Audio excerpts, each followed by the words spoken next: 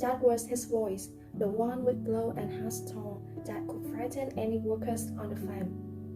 "Darwin, water these flowers right now." "I'm coming. It has been months since we brought it."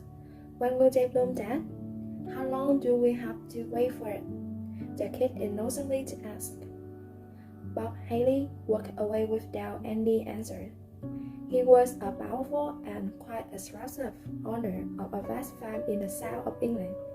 He had a large farm that grew crops and raised many cattle for the neighborhood. All the workers and servants expressed respect and fear for him all the time.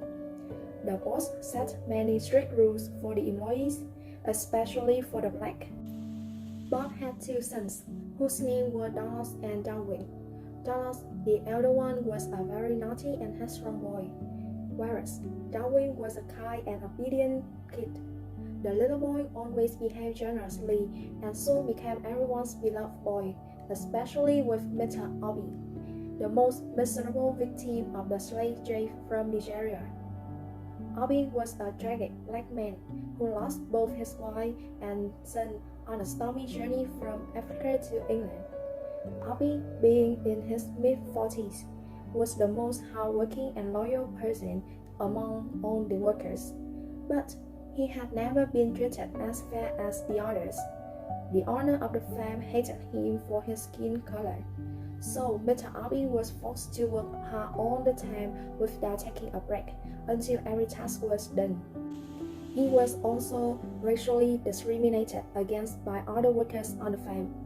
The only one who treated Obi well at the farm was Darwin. The young boy reminded him of his lost son and shared the same interest in harmonica. Darwin always pays attention to Obi's songs by harmonica, while Obi never lets the young boy be lonely by flying the kite on the riverbank. Their friendship was beyond any age or racial discrimination. But something bad was gonna happen and could change his life forever. It was one morning that Mr. Obi had to carry some hay bales to the stable. However, he accidentally dropped his harmonica en route. So after finishing all the work, he came back to find it. As he just found the harmonica near the boss house, Bob suddenly came home and checked his money. Bob soon drove mad when he found that all the money had vanished into the air. Unfortunately, Mr. Obi was accused of stealing it because no one besides him was standing near the house at the time. He tried to explain his innocence, but no one trusted him. The poor man was captured and led to an abandoned barn right afterward. It had been 3 days since the moment the black man ended up being locked in that disgusting place. During those extreme days, not only was Obi left starving, but he was also tortured by his other aggressive white fellows. No matter how viciously they barked at him, Mr. Obi still mumbled only one thing, in a weak but perfectly unshakable voice: "I am innocent." It was not until the 4th day that Bob made a decision which surprised everyone. "Hey nigger, this is your last day here, and tomorrow the people will soon take you dirty pig to the police station. That's the price you have to pay what you've done, you filthy animal," Bob said and laughed scornfully. Bob spat in Obi's face and quickly went away. Everyone knew that going to the police for a black guy at the time was a one-way ticket journey. Once they entered that disturbing prison, they could do nothing but ended up facing death by the electric chair. On hearing the news, Mr. Obi burst into a flood of tears out of the blue. Hot and big tears rolled down this poor man's face for the very first time, not due to the humiliation he had to suffer, the anguish he had to go through, or even the death he had to face up to. He cried like a newborn baby because he deeply resented this unfair society. Unlike more unsympathetic people on the farm, little Darwin seemed to worry for Mr. Obi, his only friend, very much. Even so, for a 10-year-old boy, what more could he do to save Obi?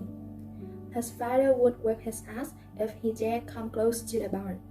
However, something astonishing was about to happen that no one would ever expect.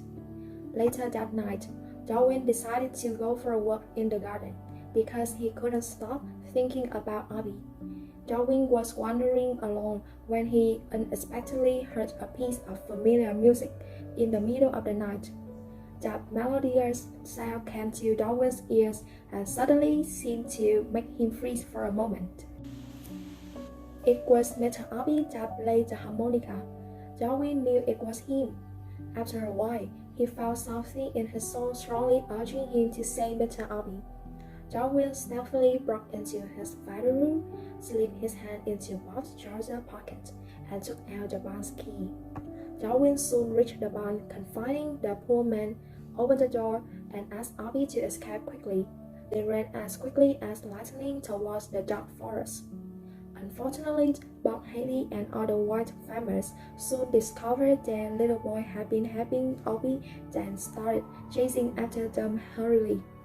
When the boy and the man reached the riverbank, unluckily, Darwin slipped and fell into the swift-flowing river. Darwin screamed loudly, "Run, Mr. Obi, run! Run for your life! This is your last chance! Forget me! Run, Mr. Obi, run!" Obi got cold feet for a bit and hesitated about helping the boy.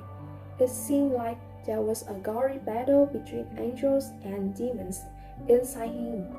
Thousands of what-if questions came out, and he was kind of worried for himself, because he knew that it was the only chance to escape from this hell.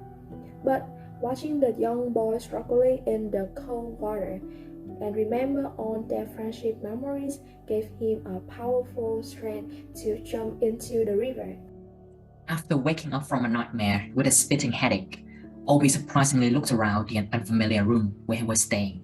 He wasn't sure whether what had happened last night was a dream or reality. All of a sudden, Bob Haley opened the door and came in with a bowl of hot soup in his hand. "Oh, Mr. Obi, you woke up already? Feeling any better now? Here, try the soup. It's good for you," Bob said. Mr. Obi looked at Bob Haley in surprise. "Where am I? And why am I here?" Obi asked confusedly. "Last night, you blacked out on the riverbank after you managed to rescue Darwin from the river. So we took both of you back to my house. How is Darwin now? He's all right?" "He's okay now. Darwin is sleeping in his room. He must have been exhausted." "And am I supposed to be in jail now? Why I'm still here?" "Mr. Obi, I think I completely misunderstood you the whole time.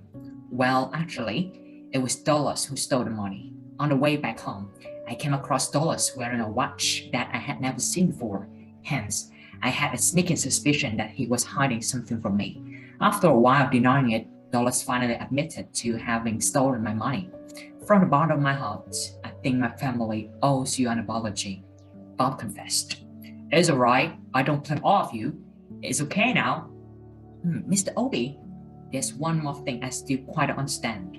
Why did you save my child? You could have escaped from this place." "Why not?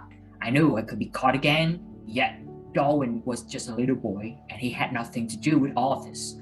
Also, he's my only intimate friend. You know, a friend in need is a friend indeed." "You risked your life to save my child. You're a true hero," Bob Haley said and patted Mr. Obi gently on his shoulder. Since then, everybody on the farm seemed to turn over a new leaf and change their attitudes toward Mr. Obi. The farm was now filled with positive energy, joyful sounds, and human love. Unexpectedly, the wilted sunflower began to blossom for the very first time. Those young sunflowers looked east towards the sunrise and gradually caught the warm sunshine of Mother Nature.